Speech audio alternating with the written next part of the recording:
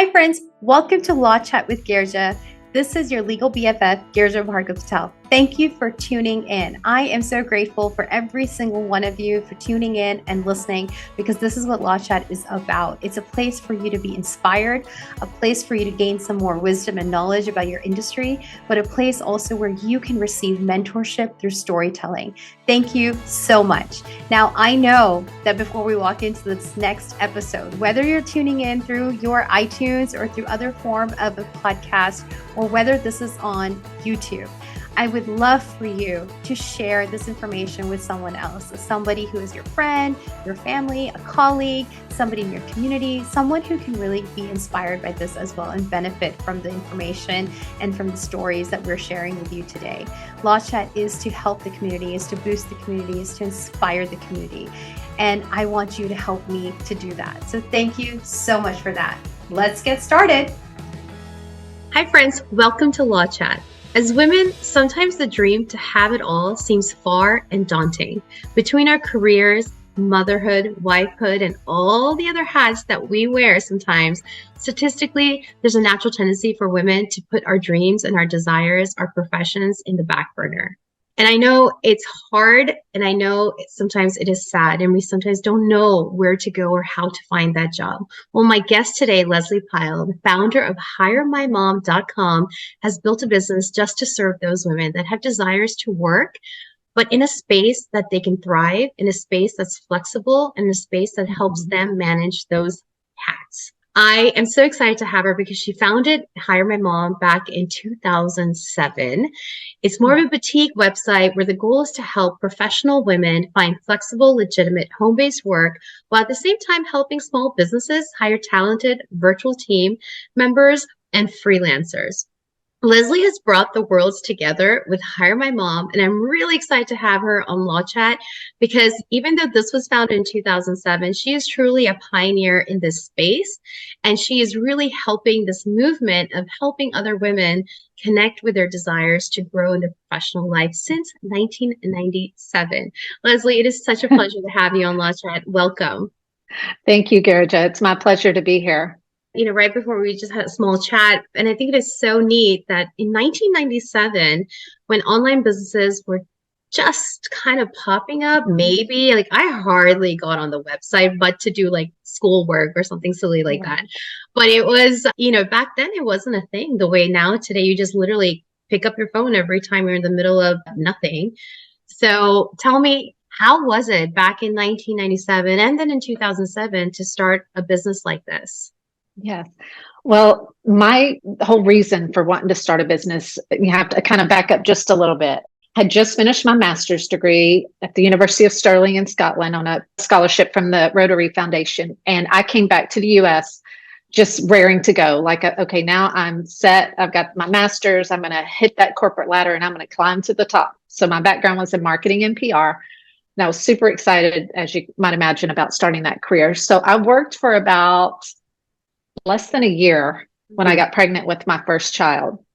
Hadn't even made it to the first rung of that corporate ladder and had every intention of going back to work. But once I had my child, something shifted in me. Yeah. And I'm a person of my word. I want to keep my word. So I felt obligated to go back to my job. So I did, even though it ripped me to pieces to leave my 6-week-old daughter in daycare. So what I did is I went back to work, but I cried every single day at my desk. And so I came to the conclusion, I've got to talk to my employer. Something's got to shift. I can't do this. I thought I could, but I can't. So, this was she was born at the end of 94. So this was early 95.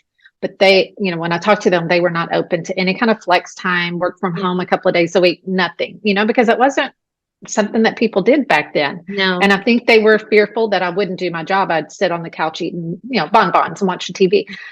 So at that point, I had to make a decision. Was I going to, be miserable, or was I going to do something else? And after talking it through with my husband, we decided that I could not continue in that role. It just was not sitting well with my soul.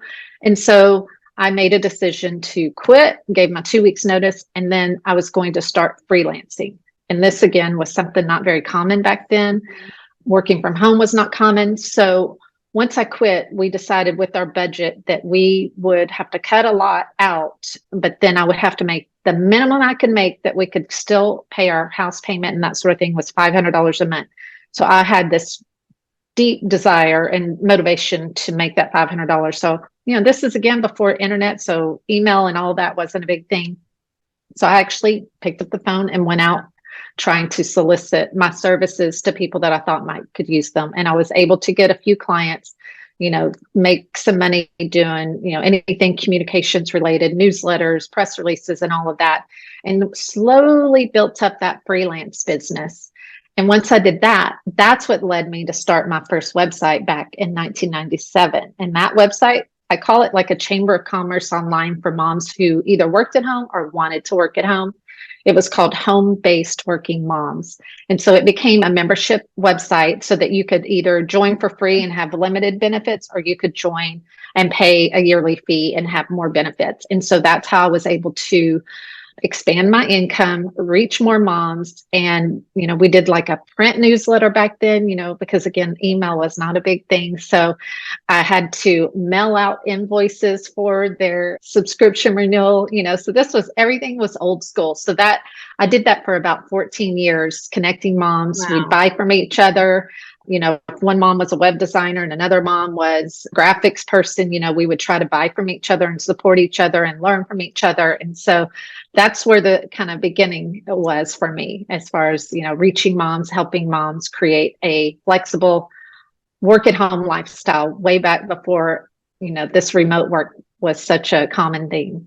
Wow, that's so incredible. I feel like just hearing you talk is like you're not only a pioneer in this space, but you're also such an innovator. And it's such an innovation at that time using technology that was available, but thinking far beyond that time. Because, I mean, you truly were doing what cold calls were, literally picking up the phone and, showing up at someone's workspace. Today, cold calls or sending an email, which is, I think, far easier than picking up the phone and calling somebody. Yes, that was way out of my comfort zone. But when you have such a deep desire for something, I had such a determination. That's the word I'm looking for. I had such a determination to make it work that I did things outside of my comfort zone.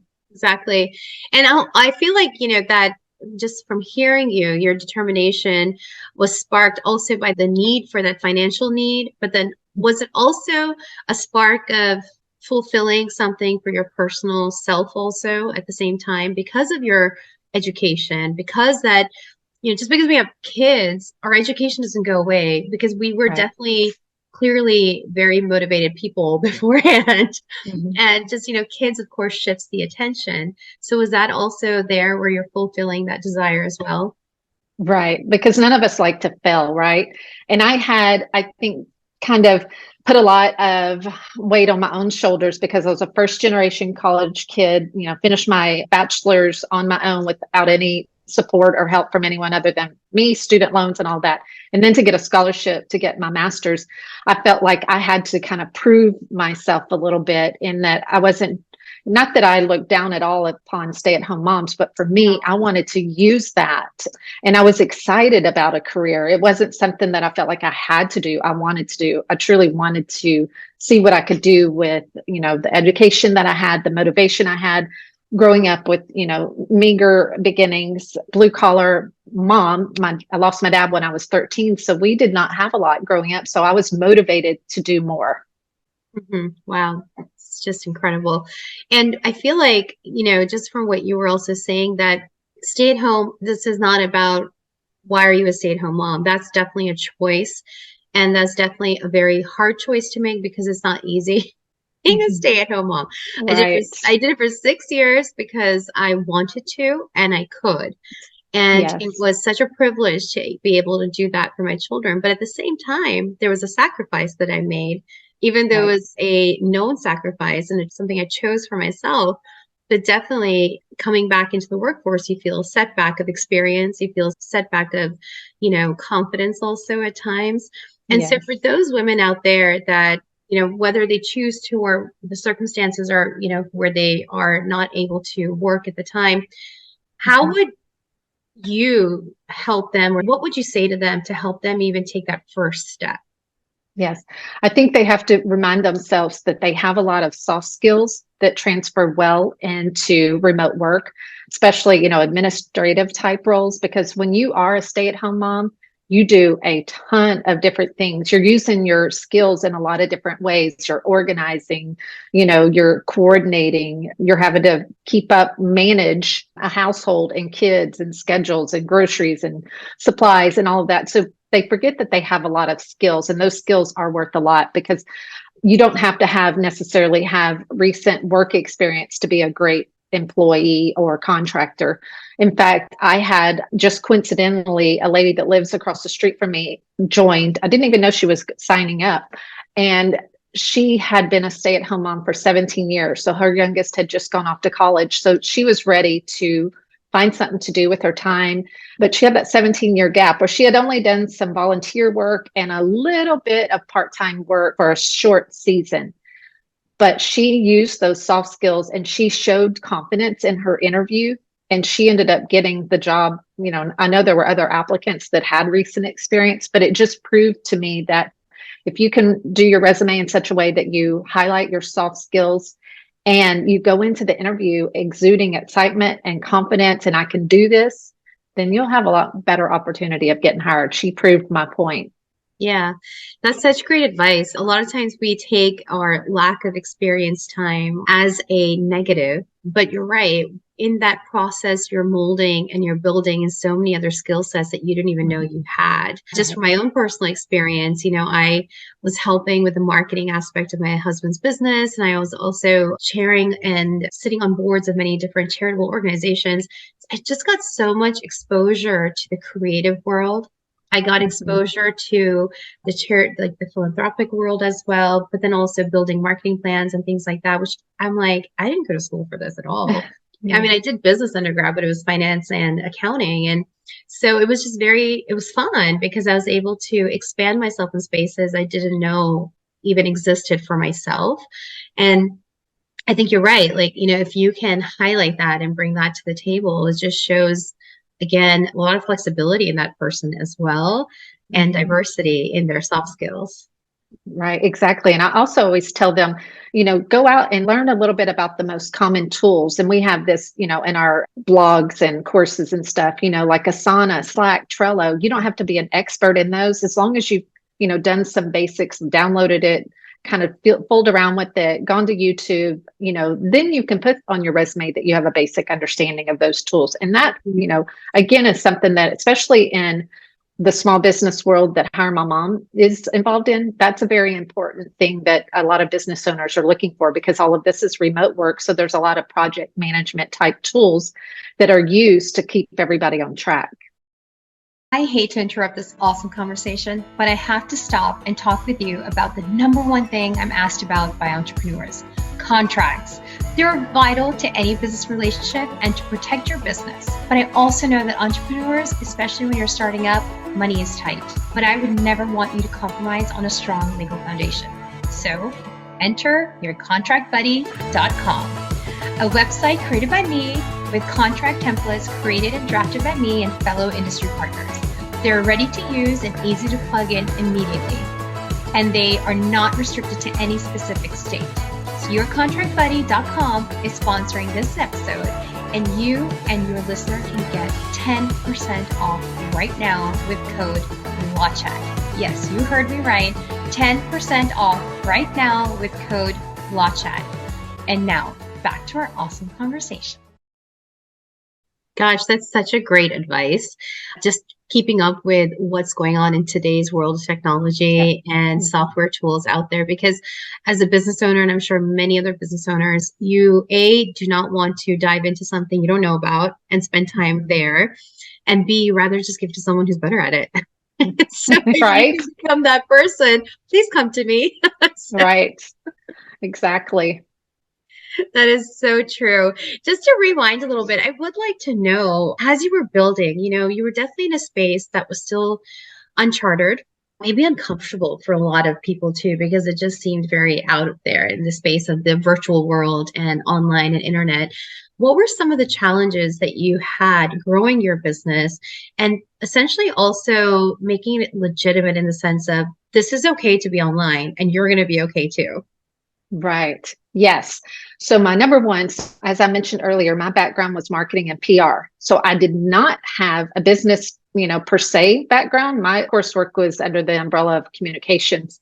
And on the flip side, I did not have a ton of real world work experience. I had worked in my job for less than a year. I did work all through college, on campus and, the journalism department and things, but I didn't have that corporate experience to fall back on. So one of my challenges was just learning the basics of running a business, and that was self-taught. Go out there and, dig around on Google and figure things out. Mm-hmm. So being resourceful, I think it's a huge advantage, and not just, flying by the seat of your pants, but actually trying to learn the things that you don't know. Because early on, most of us don't have a budget to hire a business manager or someone like that. So, learning as you go is what I did, but it was a challenge at times. And my other biggest challenge was web developers, because that is an industry I've learned that, if you're not a web developer, you don't know what you don't know. So you hire someone, you look at their portfolio, but you're taking them for, at their word that they can do X, Y, and Z. So I've been burned by a few web developers because the back end of Hire My Mom is pretty complex, because you have, accounts, and you have resumes, and you have cover letters, and you have job postings, and you have e-commerce, so there's a lot of interacting parts. So you can't do it on your own unless you're a web developer. My very first website for home-based working moms did not have that difficulty. So I was able to do the websites early on, but that was many years ago. And now I wouldn't be able to touch anything like that.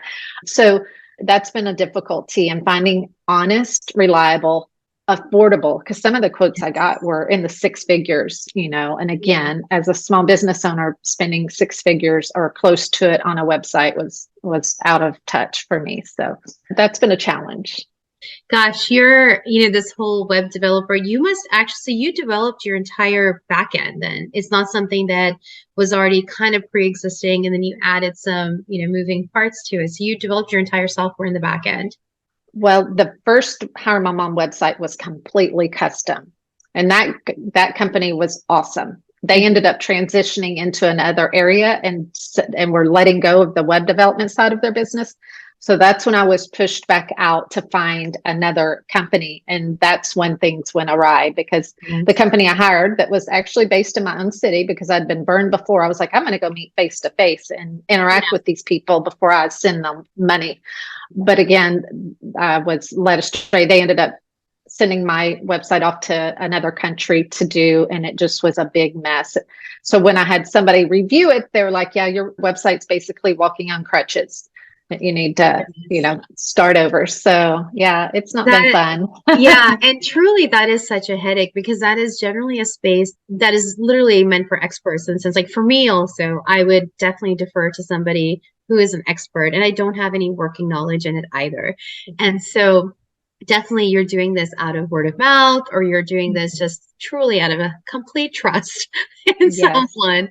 And so, I mean, definitely that would be a challenge coming in. And obviously you ended up finding another company.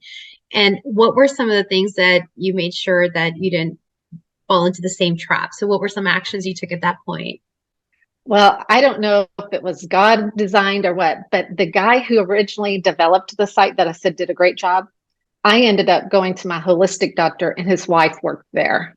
No, and she's like, my husband did your website. And I was like, you're Colin's wife? So anyway, he had moved on to a different job, and I got in touch with him and I told him what had happened. And I was like, can you do it on the side? So that's because I trusted him. I knew he knew what he was doing. It took over a year because he was doing it on the side. He was like, I'm not the business person, so I can't really give you a bid. I'm just going to work on it hourly. Is that okay? And out of desperation, I was like, yeah, because the flip side is I spend all this money and I get a broken, unfunctioning website. So it took over a year, and it cost way more than I was prepared to spend, because I was paying monthly by the hour.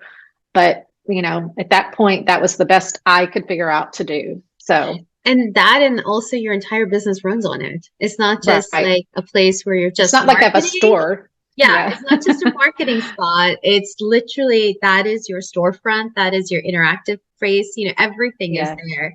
And so then it Right. makes sense to pour and invest money into that in Hmm. that way as well.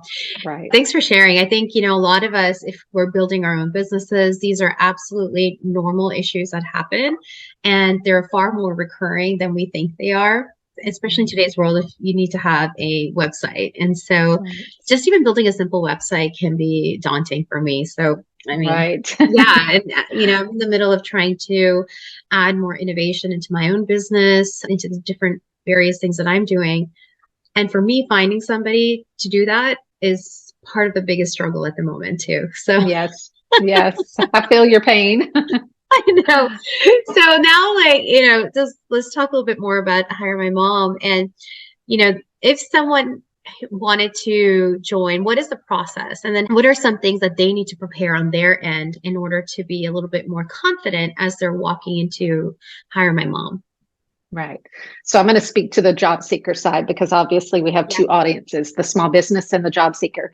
So on the job seeker side, depending on where that person is in their journey, we have some different on ramps for them. So let's just say we've got a mom that's rocking it. She's, already has all the experience, has a resume. She's just ready to jump in and find a job. So she, at that point, can choose from three packages that we offer. We have a 3-day free trial where they can sign in, see what it's all about, make sure it's a good fit. And then after 3 days, if they decide to stay, it's $29 a month. And then we have our gold package that's basically $40 for 2 months. And then we have a platinum package that's $69 for 3 months. And each comes with a little bit more services and that sort of thing. And people always ask, well, why do you charge job seekers? I didn't think you were supposed to charge job seekers. And I always say, that's a great question. And here's why.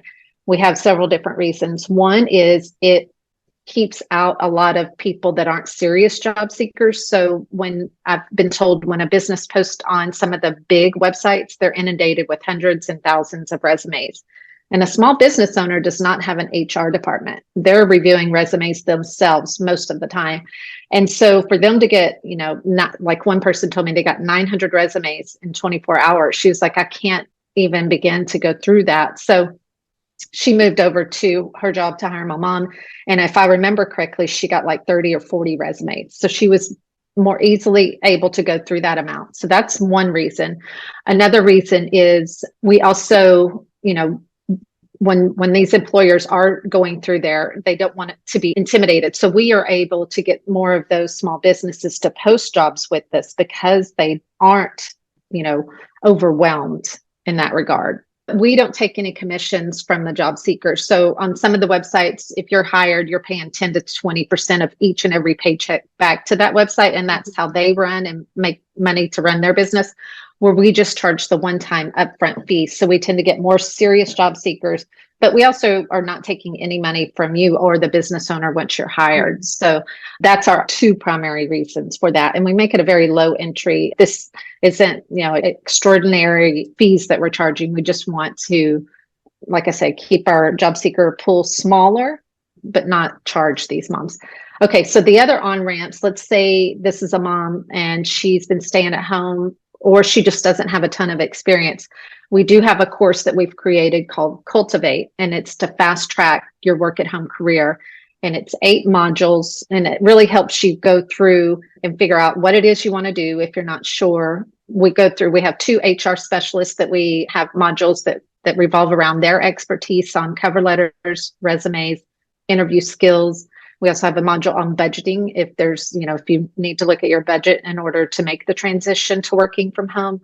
And then we also have, parts on getting past your fears, some motivational things, some time management things. So we've tried to bundle in all of the tools that will help you fast track working at home. That is so fantastic. I think sometimes just having that little bit of education can literally feed your soul, and everything that is putting the fears in there can be put to the side, or not all of them to the side, but it kind of like lessens that weight of the fear. That is so fantastic. And so, talking about that, you've encountered many different women coming from different backgrounds and all.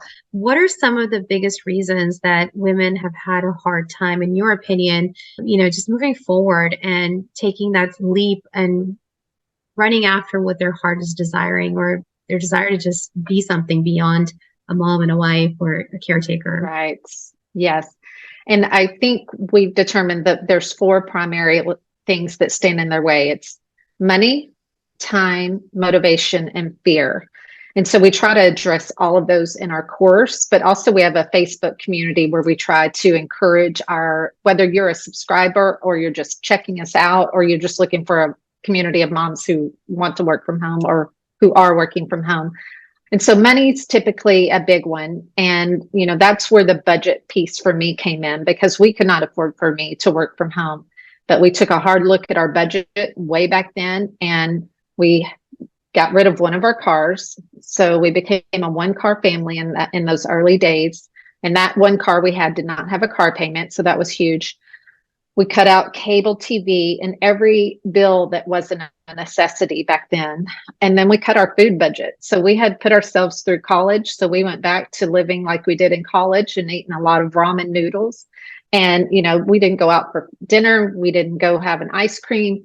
We were focused on minimizing our budget as much as we could in order for me to get to the place where I could build a business. And then, living on that very tight budget. I don't remember now if it was 6 months or a year, but looking back, it made it even more worth it because we sacrificed for what we knew we wanted. And sometimes that's what you have to do. And maybe even moving to a smaller home for a season. I don't know what it looks like for other people, but if you're determined and that's something you really want, I think, do need to look at your budget. Don't let money be an obstacle that you can't get past. And then time, we all can tend to spread ourselves too thinly. So I think sometimes you have to look at your schedule. And if you don't keep a calendar or a schedule, maybe you should, just so you can see where you're spending your time. And then take a look at what you need to cut out, at least for a season. And it might be hard. There might be things like, I really like my daily hour on social media or my 2 hours on Netflix every night, or whatever that looks like for you. But taking a hard look at where you can cut. It may even be some of your volunteer hours, if you're volunteering 20 hours a week, whatever that is for you, just to take a hard look at, if this is your goal to work from home, where do I need to refocus my time?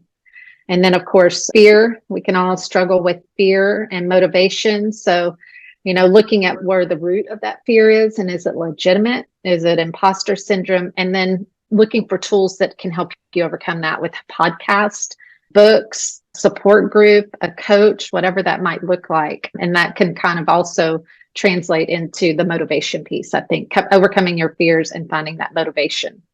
Gosh, so eloquently shared. I completely agree with all of them. And I would just like to tack on to the time is that if there's a lot of times when I hear others say, oh, I don't have time for this. I don't have time for this. I'm so busy. Take a time audit. Literally for a week, figure out where your Mondays are going, your Tuesdays, Wednesdays, Thursdays, Friday, and the weekend. Like, what are you doing where you don't have time to do the one thing that your heart keeps taking you to? And start carving out that time, or start figuring out how to batch it where you're not doing everything every day, but you can do a little bit of something or a lot of something on one day. And just kind of doing a time audit. And of course, even with fear and motivation, I think fear is such a big thing. And it doesn't matter where you are, how experienced you are, how educated you are, it's there. And it's, sometimes even when you've started a business, you're in a season where there's change happening, growth happening, fear will come back in there, imposter syndrome. And you just have to recenter, journal. I like to take educational classes where that just basically makes me feel like, okay, I'm ready for this because I've just educated myself. And I think I love the fact that you have that course for women, especially if they've been a little bit disconnected from the workforce, that it's just another way to instill all of the strength back into them. Exactly. Yeah. Because, I've had women come to me over the years and I want to help each one of them but I don't have the capacity to help each one of them. But this was my way. Well, now I can. I've poured all of the things that I've learned and brought in some other experts. So now we can help you. And it's not an overwhelmingly long course either. I think somebody could, if they wanted to, complete it in a week or two, depending on how much time they're putting into it. So we wanted to make it easy to complete, but also pack it full of what they need. Well, I'm just so beyond impressed because I feel like you truly are somebody who was a visionary back in 1997. And not only that, you have evolved, like your business has evolved with time. You haven't been stuck into the 2000s even, or any other, you're evolving. You're just from hearing you and how your company handles, your audience and your community, your clients, you are listening to them also, and you're filling those gaps that causes them to not take the next step, and helping build that step for them. And I think that's just amazing. So brilliant. I love it. And thank you. And it's funny because a lot of this was born out from what people needed, what they came to me and needed. So over the 15 years of running Hire My Mom, I would say it's probably maybe 3 years ago when I had more small business owners saying, hey, I need to hire someone, but I don't have time. Can you do it for me? And I thought, again, I don't have time to do your hiring process. And after probably the third person asked me that, I was like, ding, ding, ding, ding. Oh, I don't have the time. But what if I had somebody who had the time and that's what they could do? So that's where we created the small business concierge service. So either small business owners that don't have time, or maybe they just don't like the hiring process. We have HR specialists that can take your project and run with it and then present you with the top 2 or 3 candidates, and you can review all of their information and say, she's the one or he's the one. We occasionally have guys who sign up too, which is great. So I love that we can help them with that aspect of their business, because we know that as a small business owner, sometimes you wear too many hats, and that can be one less hat that you have to wear. Oh my gosh. I wish I'd known this literally like 2 weeks ago. I'm in the middle of hiring right now. And not that I don't like it. I enjoy talking to everybody, but it's just, sometimes I'm just like, gosh, it's time consuming. It's time consuming. It's daunting also at times. And there's so many other feels that are happening. And so, but I love that. And I'll definitely tap into that in the future. So that's really, really cool. It's funny because I would say probably the most common industry that uses our concierge is attorneys. We had a coffee roasting company last week. So it's not always attorneys, but I feel like they are busy, and that's not either in their wheelhouse, or they would just rather have somebody else do it. All of the above. Yes. I love it. Oh my gosh. It has been such a pleasure learning from you and talking to you. And before we say goodbye, I do have a couple questions that are just kind of unrelated, but related. Number one question is, what's your anchor? What holds you down when there is mad chaos around you? 100% my faith. I am a God-fearing, Jesus-loving Christian. And there are times when I cannot keep it all together and I have too much on my plate, or I'm overwhelmed, or I don't know where to go. I need wisdom, and that is my go-to. Awesome. I love that. And then is there a book or something on Netflix or something related like Netflix that you are watching or reading and you're just like, everybody needs to know about this? Well, of course, my first go-to is always my Bible, but I don't have any particular book that I'm reading right now. One of my favorites that I read a couple of years ago was Fresh Wind, Fresh Fire. Very inspirational book. Another one that I've loved is called Fervent. So those are the books that have really nourished my soul the most. Okay. Okay, awesome. And how can somebody connect with you? How can they say, Lesley, let's chat? Yeah, absolutely. Of course, you could go to Hire My Mom, the website, or you can find us on all of the social media platforms under Hire My Mom, on LinkedIn, Instagram, Facebook, and all of that. Wonderful. I'm going to have everything in the show notes anyway, so it's going to be easy access through that. And it has been such a pleasure. Like I said earlier, I've learned a lot, and this was really just what I needed this morning. So thank you. Yeah, absolutely. Thank you. It's been my pleasure. Thank you so much for tuning in to this week's episode of Law Chat. I hope this was super beneficial to you. I really enjoyed sharing this information with you today. And I have to ask you for a favor. Like I did in the beginning, I'm going to ask you again. Please share this with your community, whether it's a friend, family, or another colleague, or someone else on your Facebook or Instagram or other social media spot. Share this, subscribe, and stay tuned for other episodes coming in so you are always up to date. But then also take another moment and share this episode with your community, because when you share it with everybody else, not only are they benefiting, but also the information that I'm sharing is reaching out to more people, because at the end of the day, we want to rise together with our community, and I can only do that with your help. Now, I am so grateful for you. I'm so grateful that you tuned in, and I want to hear from you as well. So shoot me a DM on Instagram at GVP Law or at Law Chat with Girija. I would love to hear from you. I would love to also hear what other episodes that you would like to hear about, topics that you want to hear about, and also just connect with you. And thank you so much for tuning in. Until next time, cheers.